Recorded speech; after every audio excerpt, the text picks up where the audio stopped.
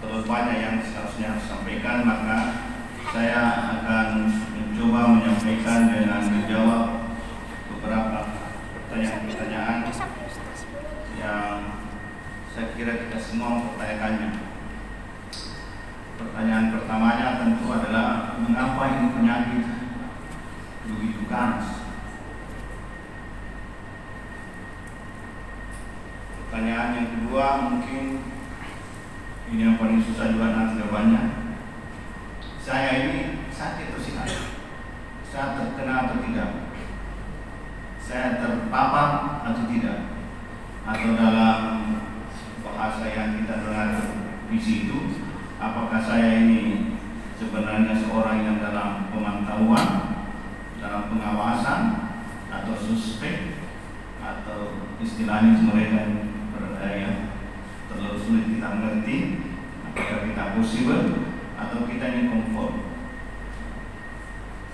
Saya merasa bahwa dari istilah ini terlalu complicated, terlalu susah dimengerti, tapi saya nanti akan berusaha menyederhanakannya. Yang ketiga adalah seperti yang saya sampaikan tadi, bagaimana menyikapi. Kita harus berbuat apa sebenarnya dalam menghadapi. Ini saya kira merupakan pertanyaan-pertanyaan yang ada di benak kita sekalian. Dan yang mungkin terakhir yang mungkin harus menjadi bahan diskusi, bagaimana sikap masjid di dalam mengelola masjid, mengelola jamaah, mengelola salat, mengelola sehingga masjid ini bukan menjadi tempat terjadinya penularan.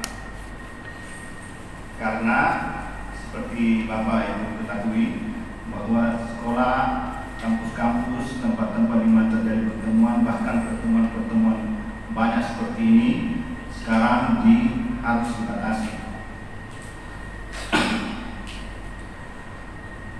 Yang mengerikan lagi ini baru tadi tim Satuan Tugas Percepatan Pengendalian Penyakit Corona ini menyatakan bahwa keadaan darurat ini diperpanjang sampai 31 Mei. Artinya bahwa keadaan gawat, istilahnya begitu, keadaan darurat nasional ini kita harus lakukan sampai sekitar paling masih diharapkan sampai tanggal 31 Mei, sehingga itu berarti kita akan memasuki keadaan gawat darurat selama sampai setelah Lebaran. Oleh karena itu kita juga akan mempertanyakan kapan ini penyakitnya harus berhenti. Bapak Ibu sekalian yang saya hormati, untuk menjawab pertanyaan ini saya mencoba menyederhanakannya dengan menyampaikan. Untuk menjawab pertanyaan semua saya akan menggarisbawahi saja dengan mengungkapkan sifat atau karakteristik daripada virus yang menjadi penyebab penyakit corona ini. Yang pertama, virus ini namanya corona, itu tidak terlalu penting. Tapi sifat pertama yang dipunyai dia adalah mikroorganisme. Mikroorganisme artinya dia makhluk kecil. Karena dia makhluk kecil, maka bisa dimengerti bahwa yang pertama, kita tidak bisa melihatnya. Jika kita menghadapi seorang musuh yang kita tidak bisa melihatnya, maka wajar kalau kita tidak bisa melawannya.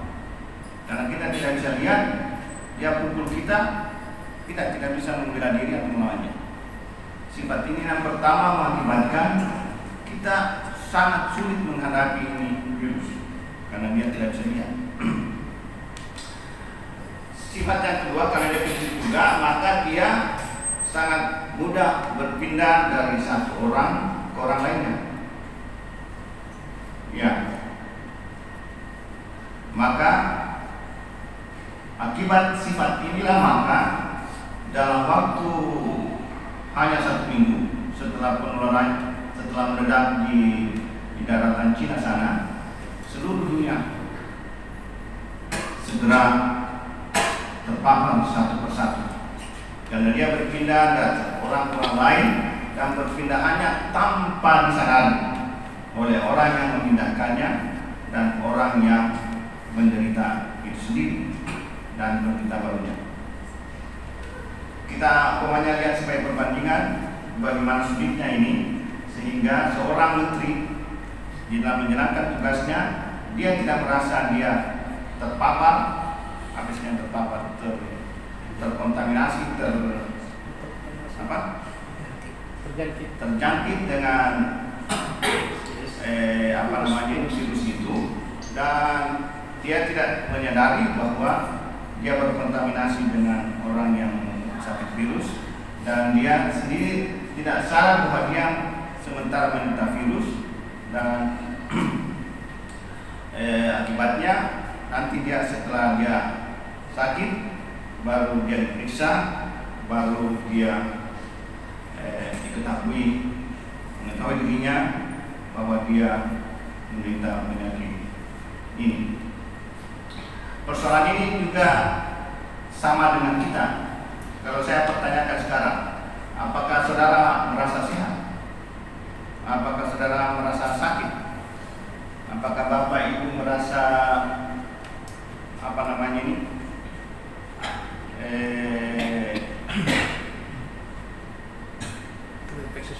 sudah terinfeksi? Tak satu pun orang yang bisa menjawab. Dan pada kedudukan inilah maka kita dengar pemerintah mengambil jalan untuk segera melakukan keadaan darurat kita sebagai bagian dari dunia yang sudah dinyatakan oleh WHO sebagai pandemi, istilahnya artinya wabahnya sudah mendunia. Lupakan saya itu istilah. Wabah ini sudah artinya semua penduduk dunia sekarang, semua negara sekarang berada dalam keadaan darurat. Berada dalam darurat artinya dia harus siap siaga. Mereka tidak ada satu pun negara sekarang yang menganggap dirinya tidak terpapar dan sudah ada semua penderitanya. Dan ketika satu penderita saja di suatu negara itu sudah bisa disebut sebagai keadaan darurat. Oleh karena kalau seperti negara kita ini kemarin hanya menemukan 2 orang pertamanya, tapi dalam waktu kurang lebih 2 minggu tadi saya mendengar bahwa sekarang jumlah penderita yang positif menderita corona ini adalah sudah 171. Dan teori mengatakan bahwa jumlah ini masih dari hari ke hari akan masih terus meningkat. Kalau kita belajar dari pengalaman yang terjadi di Tiongkok itu nanti dia meningkat sampai sekian puluh ribu, dan puncaknya baru terjadi beberapa hari yang lalu, dan itu berlangsung selama 3 bulan. Oleh karena itu, berdasarkan kenyataan itu, maka saya pikir itulah sebabnya sehingga Satuan Tugas Percepatan Penanggulangan penyakit corona ini menentukan juga bahwa Indonesia juga kira-kira 3 bulan dari 2 minggu yang lalu, maka itu akan kena sekitar sampai bulan Mei. Apakah ini? Maret, April, Mei. Kurang lebih kira-kira itu yang diambil sebagai patokan. Oleh karena itu diperlukan kewaspadaan dari kita semua. Sekarang bagaimana kita membersihkan terhadap sesuatu musuh yang kita ketahui? Bagaimana kita bersihkan pada posisi di mana kita tidak mengetahui di mana kita berada, siapa musuh kita, dan pada dasarnya kita seharusnya menganggap semua orang di sekeliling kita itu tanda kutip adalah orang yang sakit. Kita punya persepsi harus seperti itu. Oleh karena itu pemerintah sekarang menganjurkan, menghimbau untuk kita namanya social distance, artinya menjaga jarak Ini susah ini. Artinya dia mengatakan bahwa kita kalau ketemu dengan orang diharapkan menutup kemungkinan sehingga virus itu bisa terlempar keluar ketika kita bicara atau kita bersentuhan, baik melalui tangan, udara, bagian-bagian tubuhnya lainnya. Bagaimana itu Pak? Kalau di rumah kita harus menjaga jarak dengan istri, jauh sedikit, 2 meter. Jarak idealnya dianjurkan adalah sekitar 2 meter. Jadi mulai malam ini barangkali kita harus bisa tidur. Ya, itu sehingga kalau kita mau disebut panik, tidak juga panik, kita disebut siaga, bagaimana siaga, dan bagaimana kita bersikap supaya kita tidak menjadi sumber atau kita dapat terserang. Ya. Salah satu solusinya itu tadi, tapi susah Pak. Gampang-gampang susah. Kalau kita diharapkan. Makanya persoalannya tadi bagaimana caranya kita bisa tetap melaksanakan ibadah di masjid ini, tetapi tetap mengurangi kontaminasi. Sekarang para pemerintah itu kalau dia rapat, sekarang kalau kita masuk kampus mau ketemu seminar, maka kita tidak boleh duduk berdekatan satu meja, 2 kursi yang jaraknya 1 meter atau berdekatan seperti yang kita lakukan sekarang. Kalau kita memang concern mau melaksanakan sini ada kursi ini, Bapak harus kita gosap lah begitu, satu samping kosong, kemudian di sini jaraknya kira-kira 1 meter jaraknya. Karena ini mungkin akan harus kita lakukan ketika ini Sulawesi Selatan sekarang atau Makassar ini belum ada yang dilaporkan positif. Ada saudara beberapa yang suspek, tetapi belum ada yang dilaporkan positif, dan sekitar yang sementara dalam pemantauan itu sekitar 300, dan kita mengetahui bahwa penularan penyakit ini banyak melalui transportasi antar daerah, antar negara dan seluruh dunia. Dan sampai sekarang kita tidak menutup pintu-pintu pelabuhan, pintu-pintu udara, sehingga Sulawesi Selatan ini tetap terbuka untuk kemungkinan besar mungkin masalah waktu akan mengalami ledakan. Sekarang sudah seluruh Jawa sudah meledak, Bali sudah meledak, dan yang lainnya Sulawesi Utara sudah, selatan sampai ke Papua belum. Tunggu waktu, dan makin terlambat waktunya meledak, maka makin lama lagi kita harus menunggu sampai kapan virus ini atau pandemi ini bisa berjalan. Dan sekian kabar gembiranya, kabar susahnya. Kabar yang bagusnya adalah bahwa penyakit ini tidak terlalu berat dan kemudian tidak terlalu menyebabkan kematian. Tetapi masalahnya tadi dia sangat mudah menyebar sehingga dunia menjadi gempar karena tidak satu orang pun di antara kita, termasuk pemerintah, yang membiarkan dirinya seorang atau satu kelompok untuk jatuh sakit. Walaupun kalau sakit bisa dirawat dan kecil kemungkinannya untuk meninggal. Tapi ini tidak terlalu menjadi persoalan. Persoalannya sekarang adalah apakah kita akan terus seperti ini? Karena kita tidak bisa ini memburuk, tidak bisa. Sampai sekarang kita belum mendapatkan obat untuk membunuh ini kuman. Dan kenapa hukuman ini tidak bisa dibunuh? Tidak bisa, selain tidak bisa kita lihat, kita tidak bisa bunuh juga oleh karena apa namanya?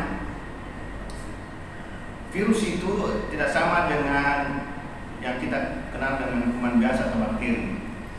Dia hidup bersama kita. Jadi kurang lebih kalau pengertiannya kita sama dengan kanker. Dia hidup bersama kita, artinya bagaimana kita mau membunuh dia dan kita hidup sama-sama dia. Dia numpang hidup sama kita. Dia hidup di sel, dia tidak bisa hidup di sini. Tetapi dia hidup karena kita ada droplet namanya apa, percikan namanya ya. Kemudian dia menumpang di situ, baru dia pindah ke situ dan dia masuk ke sistem pernapasan kita. Dia juga memilih tempat hidup. Dia hanya bisa hidup di dalam sistem pernapasan kita. Oleh karena itu, dia juga jangan terlalu sering memegang hidup, tapi memang caranya kita tidak pegang hidup. Saya kira-kira Bapak seharusnya saya semalam kira-kira pegang hidup berapa kali? Termasuk kalau kita berwudu itu harus pegang hidup. Saya kalau gatal-gatal untuk pegang hidup. Bapak Ibu sekalian, info yang terakhir yang paling bagus adalah bahwa sifat daripada virus ini adalah istilahnya itu penyakitnya adalah self-limited. Dia sebenarnya penyakit yang sembuh sendiri. Kalau Bapak mengenal istilah sarampa, istilah morbidi, sifat daripada penyakit ini sama dengan sarampa. Dia sebenarnya lebih bagus kalau tidak diwati. Dan dia, oleh karena itu tidak akan mereka yang sementara dirawat sekarang itu tidak diwati sebenarnya. Dia hanya dirawat, diperbaiki, dikasih makan bagus, semakin enak, dikasih cairan sehingga dia tidak demam, kemudian dikasih gizi supaya dia punya daya meningkat. Jadi pengobatannya itu atau pencegahannya sebagaimana kita dengar, yaitu tadi dia akan sembuh sendiri. Hikmahnya sebenarnya setelah saya baca-baca sedikit mengenai pendekatan religiusnya, mengapa sebenarnya virus ini harus dia tidak bisa menyerang terus-terus, dia akan sembuh sendiri dan pada akhirnya memang orang sembuh satu persatu, akhirnya penyakit ini akan kembali ke normal. Tetapi berita jeleknya lagi adalah bahwa seperti yang disampaikan juga kemarin, bahwa kalau orang sembuh tidak ada jaminan bahwa dia tidak akan sakit lagi dan tidak ada jaminan bahwa tidak ada virus dalam tubuhnya. Karena virus ini akan terus-terus hidup di dalam tubuh kita, tubuh seseorang yang pernah sakit. Hanya jumlahnya berkurang atau dia tidur, dia lagi istirahat di dalam tubuh kita dan tidak mengganggu kita, tidak menyebabkan penyakit. Oleh karena itu, kalau dia seseorang sakit, dia bisa sembuh, tapi dia masih potensi, masih mempunyai kemungkinan untuk jatuh sakit. Dan dalam pengertian, dia masih membawa virus. Dalam pengertian, dia masih ada kemungkinan untuk menularkan juga kepada orang lain. Oleh karena itu, manusia sekarang para ahli, sebelum berangkat ke sini saya dengar ada kabar yang menggembirakan, tapi ya setengah menggembirakan juga, oleh karena sekarang di satu center di Seattle, Amerika sudah menguji coba vaksin terhadap 45 orang Amerika untuk disuntik. Setelah suntik tadi saya lihat di TV-nya, disuntik untuk mendapatkan vaksin. Vaksin artinya anti virus ini sehingga kita menjadi kebal. Vaksin obat kebal. Tetapi dengan catatan, ini masih memerlukan waktu 2 tahun, 1,5 tahun sampai 2 tahun untuk bisa dimanfaatkan sebagai vaksin. Ya harapan tinggal.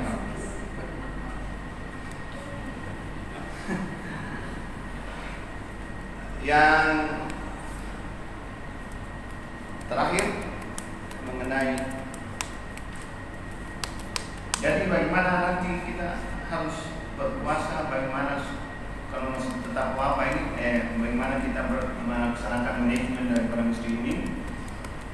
Saya kira ini perlu diskusikan dengan pengurus masjid bagaimana supaya kita punya ibadah terjalan. Saya menulis tadi beberapa alternatif untuk membuat masjid ini bukan menjadi tempat penularan, tapi tempat yang steril. Saya kebetulan di Masjid Ikhtiar kompleks perumahan di sebelah sana. Tadi kami mau mensterilkan itu Masjid Ikhtiar. Jadi kami mau semprot dengan desinfektan, artinya pembunuh kuman, pembunuh virus itu, karena itu juga persoalannya. Karena masjid di sana itu pakai karpet, Pak, dan karpet itu tempat yang disenangi oleh virus ini untuk bertempat tinggal, berdiam dan berkembang. Dan dengan karpet itu bisa saja menjadi media untuk penularan, sehingga ada dua alternatif. Kalau masjid punya karpet, karpetnya dibunuh atau karpetnya disemprot. Semprotnya itu juga susah, harus ada petugasnya dan harus dari kesehatan baiknya. Kalau di sini pakai tapi saja biasa aja. Ya, kapan digulung? Digulung. Ada digulung. Oh, sana sudah digulung. Sudah digulung. Kenapa digulung sana? Karena corona. Karena corona. Itu salah satu alternatif pemecahannya.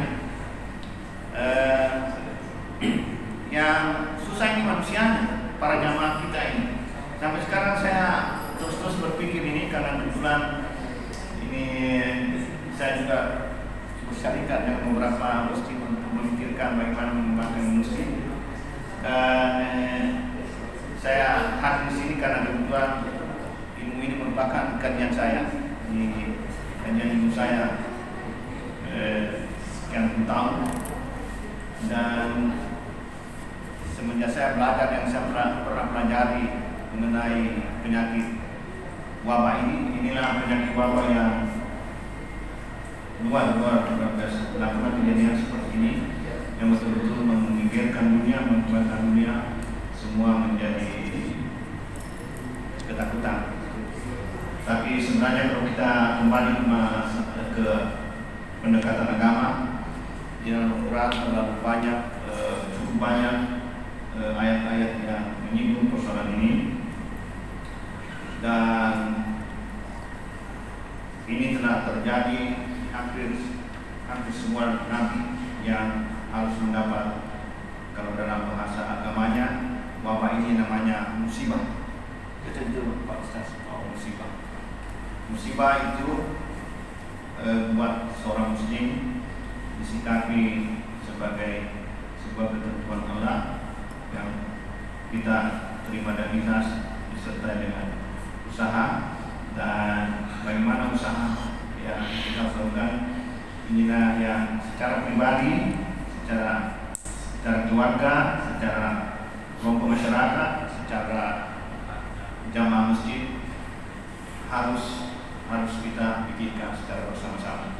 Saya hanya memberikan semacam informasi untuk bisa menjadi pegangan Bapak. Saya tidak bisa memutuskan dan juga memerintahkan, karena ini bukan negara. Kalau di sana, di negara Cina itu langsung diperintahkan, karena kebetulan negara komunis, semuanya harus tunduk kepada partai dan pemerintah. Dia bilang, kalau harus tidak boleh datang, ya dia bilang, di sini ketua RT, ketua RW bilang jangan pergi sini. Ya, masyarakat di sini juga tetap melakukan sesuai dan tindakan yang dirasakan benar. Saya rasa itu yang saya sampaikan mengenai manfaatnya. Ada yang mau tanya seperti pencegahannya juga, bro. Ya, Pencegahannya bagaimana Pak? pencegahan? Ya, di televisi kita biasa dengar yang pertama itu bagaimana kita memelihara ini persoalan hygiene, kesehatan pribadi, kebersihan pribadi. Ada yang mengatakan cukup dahulu. Kalau saya dulu belum cukup, maka dia harus sesuai. Oleh karena itu saya punya anjuran, kita sebenarnya masjid ini sampai sekarang menurut pengamatan saya belum menjadi pusat, belum mempunyai standar hygiene, standar sanitasi yang baku, yang internasional. Kita harus membuat ini masjid harus seperti hotel yang punya kebersihan. Dalam hal ini khususnya di setiap di rencana itu mesti ada staffer dengan sabun. Mungkin ini bisa diusahakan. Yang kedua, terutama nanti kalau menghadapi bulan Ramadan ini, bulan puasa, barangkali setiap pintu masjid atau di sudut-sudut yang penting ini seperti rumah sakit, Pak. Digantung itu botol-botol kalau kita itulah upaya yang maksimum. Selain itu ya makan yang baik-baik, yang sehat-sehat, ya dan tetap sehat. Mudah-mudahan dengan insyaAllah kita nanti puasa menurut pengalaman kita yang membuat kita tambah sehat dan tambah bisa memerangi wabah penyakit corona. Banyak tanya sekali lagi kesulitannya karena kemungkinannya kita berkumpul nanti dianjurkan itu tidak bisa ada itu nanti undangan buka puasa. Ada lagi berkumpul rame-rame. Sambil pulang. Atau bisa bagaimana caranya kita mau buka puasa ketemu baku dekat-dekat baku salam-salam baku selamat-selamat. Kalau kita selatkan kita menghadap sudah terlalu banyak dan ngomong, jadi bisa dihindari. Kalau kita sudah buka puasa sudah perasaan senang bahagia, berkumpul dengan keluarga sambil makan buka puasa, hal yang memungkinkan penularan ini susah sekali tidak.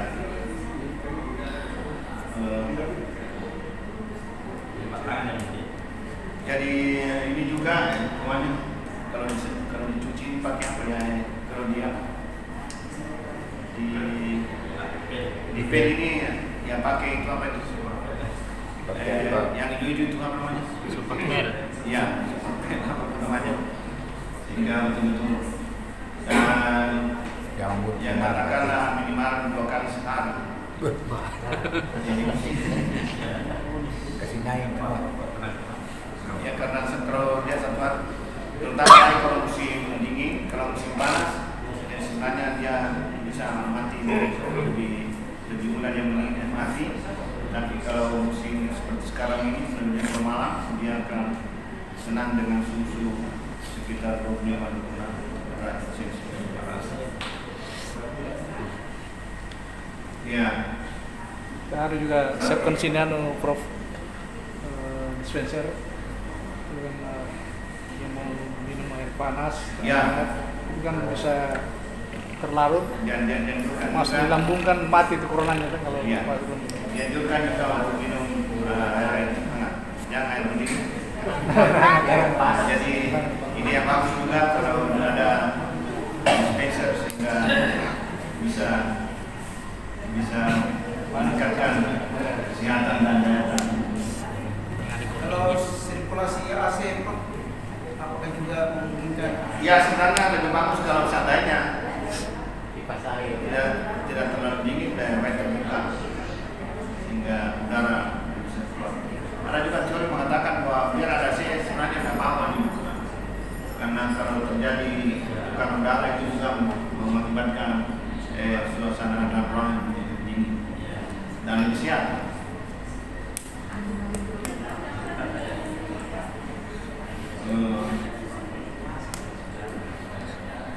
Yang terakhir juga saya mau sampaikan karena ini merupakan gerakan kelurahan juga sekaligus kami menitip bahwa kita sebenarnya menghadapi 2 perang melawan virus yang sementara kita perangi juga yang puncak-puncaknya ini bulan Maret April adalah kemungkinan wabah demam berdarah. Jadi pesan dan informasi hanya satu jalan untuk memperbaiki. Kalau tadi penyakit corona ini usahakan untuk tidak memperbaiki kebersihan pribadi. Kalau penyakit demam berdarah itu lingkungan yang harus bersih, Pak. Yang ditandai dengan tidak ada setitik pun air yang tergenang, karena itu sempat tinggalnya itu mematikan yang sungai. Ini tidak bisa diatur kecuali bahwa setiap keluarga harus bertanggung jawab terhadap hal ini. Ya, di lingkungan ini kebetulan lingkungan ini, jadi saya pikir tidak terlalu susah membersihkannya, tetapi biasanya kita kecolongan itu di pot-pot bunga. Di pot-pot bunga itu biasanya itu kan ibu-ibu pakai pot bunga yang ada talang yang masalah ini. Pipa. Iya, pengerasnya ini sebaiknya sekarang dilepaskan semua, dihindarkan, dikeluarkan dari pantatnya itu, alasnya sebagai alas daripada pot bunga. Itu menurut pengalaman saya. Dan yang tak kalah pentingnya juga itu Bapak punya dispenser itu ada tempat air melimpahnya. Ya, bisa dibersihkan setiap saat. Air sedikit. Jangan ada air tergerang di situ, karena air tergerang di situ 2 hari itu sudah bisa menjadi tempat bertelurnya menetasnya daripada nyamuk Demam berdarah. Kalau demam berdarah itu dibawa oleh nyamuk. Kalau ini penyakit dibawa oleh melalui darah. Tadi Prof Banyak virus. ada yang SMS saya dari Bandung di Nortani, PT Pesawat Terbang. Dia tanya saya apakah sholat Jumat ini ditunda saja dulu. Karena kalau memang bisa kita tetap melaksanakan sholat Jumat, ya bagaimana caranya supaya tidak terinfeksi virus corona? Saya jawab begini, tidak bisa kita tinggalkan sholat Jumat, ya. Karena bacaan-bacaan yang terkait dengan ibadah sholat Jumat itu adalah bacaan Al-Quran. Al-Quran itu adalah penawar racun termasuk corona, ya. Saya jawab begitu. Langsung angkat tangan dia. Saya baru terima di sini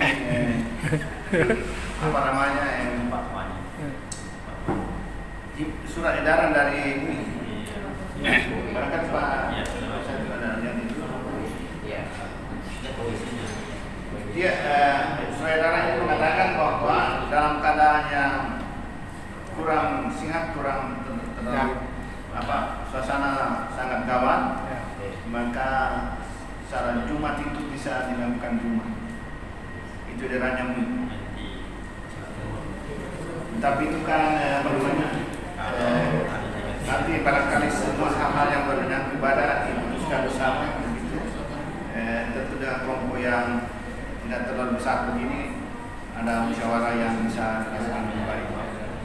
Karena cukup banyak pendapat mengenai hal bagaimana menunjukkan ibadah ini, dan dalam di satu pihak kita berusaha untuk beribadah seoptimal mungkin, di pihak lain ini ada bahaya di sini. Kalau kita kembali ke zaman Rasulullah, maka waktu perang bisa perang dilakukan dalam keadaan bergantian. Ini sebenarnya dalam sejarah sudah ada semua jalan keluarnya, karena ini bukan kejadian baru. Sejarah perjuangan Islam sudah berperang dengan segala macam tantangan-tantangan kehidupan dalam perkembangan manusia. Dan wudhu yang benar juga Prof bisa mencegah terinfeksi virus corona. Kalau kita wudhu dengan benar, ya, bisa mencegah virus corona. Ya, bisa. Jadi kemudian di samping wal nazilu minal Qur'an ma huwa syifaa. Jadi kira itu bisa juga jadi obat. Ya, maksud saya kalau memang ada yang sudah terinfeksi, kemudian harus yang ke masjid, ya. Tapi itu tadi persoalannya, kalau jelas kita sudah terinfeksi, sudah demam, ada gejala-gejalanya. Sulitnya itu karena gejalanya ini sama dengan flu. flu biasa. Karena dia namanya juga penyakit flu sebenarnya. Hanya dia flu-nya lebih berat. Nah, oleh karena itu ketika kita mengalami flu, kita harus bertanya ini flu apa ini? Nah, tapi karena musimnya sekarang, maka dianjurkan kalau begitu kita demam, flu, segera ke Puskesmas. Ya, itu singkatnya seperti itu. Karena hanya itu jalannya, karena di puskesmas kalau dia curiga dia akan periksa lanjut, periksa laboratorium, dan selanjutnya kalau dia dapatkan bapak positif, maka bapak harus diisolasi, dirawat. Iya. Demi untuk kebaikan kita dan kebaikan seluruh masyarakat dan keluarga. Ini virus corona ini harus dihadapi, jangan ditakuti.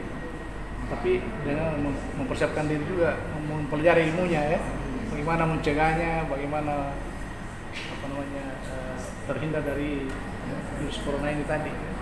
Harus kita pelajari ilmunya juga ya.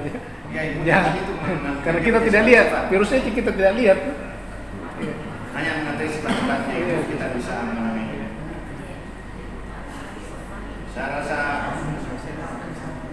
ya kalau katanya Prof 9 kita cairan Backlin itu, kalau kita campur dengan air 100 mg baru kita semprot semua. Contoh kita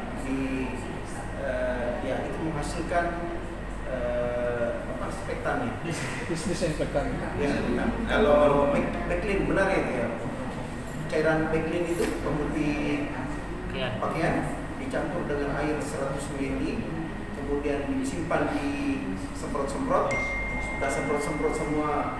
Apakah itu benar atau tidak? saya kurang yakin itu ya sederhananya Pak. Pakai saja alkohol 70%. Sederhananya itu, tapi mudah-mudahan masih ada tersedia. Ada kalau tidak ya semprot jual ya, tapi itu untuk tangan saja. Ya. Tapi untuk ini pakai alkohol saja. Karena Backlin itu saya nggak tahu berapa konsentrasi alkoholnya. Syaratnya untuk membunuh virus alkohol 70%. Kita ke apotek atau tempat-tempat penjualan alat tani itu ada jualan dan kita beli semprot semprotnya atau semprot plastik. Semprotnya angin. Nah itu bisa semprot.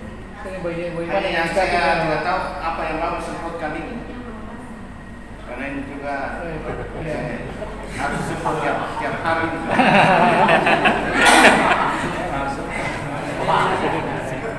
Tapi semprot supaya tadinya juga punya dulu ada dari Telkom itu, mungkin tanya Telkom ada dia punya ya,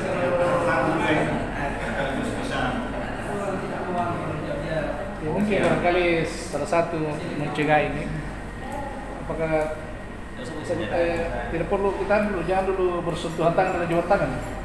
Sementara ini, terutama dalam 2 minggu, karena kita kan sekarang sebenarnya harus berkomitmen nasional. Jadi kita sama-sama, karena ini penyakit tidak ada batasnya Pak. Kita tidak tahu. Hanya memang terkonsentrasi Jakarta dan beberapa daerah yang sudah kelihatan. Tapi seperti yang saya katakan tadi, kita tidak bisa mengatakan bahwa di sini tidak ada virus. Dan ini kita harus secara nasional bersama-sama tidak menularkan ini virus, sehingga ini merupakan ujian apa sih namanya, untuk membuktikan bahwa tidak ada lagi virus ini. Kalau kita selama 2 minggu ini kita tidak bersentuhan sehingga tidak terjadi penularan, dan seperti yang saya sampaikan tadi kasusnya sudah langsung menghilang, artinya berhasil kita menghilangkan virus ini secara bersama-sama. Nah, karena tidak bisa dilakukan ini. Makanya itu saya katakan bahwa sebenarnya ketika pemerintah mengatakan sekolah ini ditutup, kantor ditutup, kuliah dihentikan, sebenarnya masjid juga mengatakan bahwa masjid juga dinonaktifkan dalam supaya, karena itulah sebabnya saya datang ke sini. Saya kemarin ke masjid lain, kemudian saya akan ke masjid lain lagi. Karena saya mau sampaikan sebenarnya ini kenapa masjid tidak concern, tidak peduli dengan masalah nasional ini, masalah dunia ini. Padahal kita tidak bisa menghindari bahwa masjid ini merupakan media publik yang sama halnya dengan sekolah, sama halnya dengan mall, sama halnya dengan tempat-tempat pertemuan lainnya, bahkan lebih rapat lagi di sini. Lebih rapat. Ya, lebih rapat lagi di sini. Karena kalau kita jamaah, Pak Imam bilang Rapatkan, luruskan rapat. dan itu tidak sesuai dengan kondisi yang diharapkan di sebuah perhelatan, termasuk perhelatan ibadah. Maka MUI mengharapkan memang, walaupun mungkin para bapak keberatan atau bagaimana, bahwa para bapak merasa sakit, ada kecurigaan pada sendiri, ya berjamaah tinggallah di rumah, janganlah ke masjid berjamaah. Tetapi itu juga tidak menyelesaikan masalah. Bapak, seandainya kita semua di Presiden Indonesia, Bapak bisa lihat tadi televisi.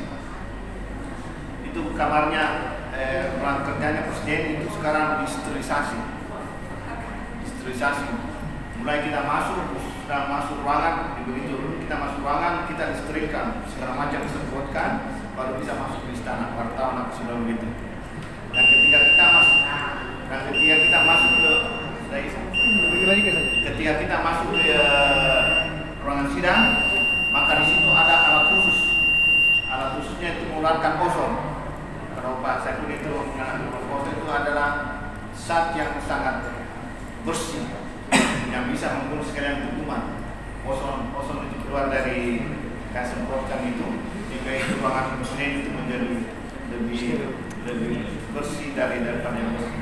Seandainya kita punya juga cara seperti itu, rumah kita buat juga ozon. Masya Allah.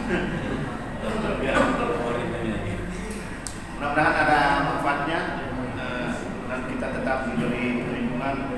Berdoa kita semuanya mudah-mudahan kita senantiasa diberi perlindungan, tetap sehat, bisa menghindarkan diri dan tidak menularkan kepada diri sendiri kita maupun tidak menularkan kepada orang lain. Dan kita insya Allah akan berhasil merantas, mengendalikan, menghabiskan ini virus, walaupun memang secara teoritis, secara ilmiah terlalu sangat susah. Upaya minimal harus kita lakukan, upaya optimal insya Allah kita akan mampu lakukan. Assalamualaikum warahmatullahi wabarakatuh.